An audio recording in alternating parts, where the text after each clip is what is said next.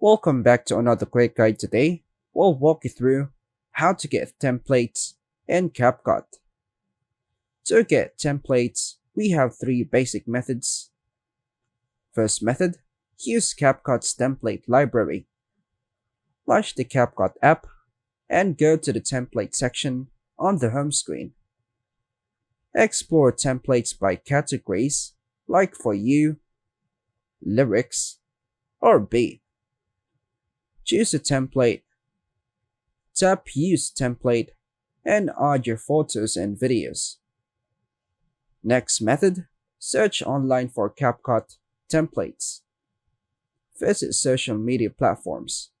Check platforms like TikTok for creators sharing CapCut templates.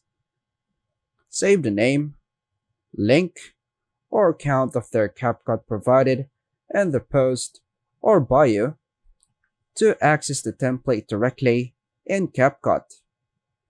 Last method, import a shared template link. Receive or find a CapCut template link shared by someone. Tap the link, then hit Use Template in CapCut, and it will redirect you to the CapCut app with the template preloaded. Then hit Use Template, and you can use it on your videos. And that's all for now, folks. Thanks for watching.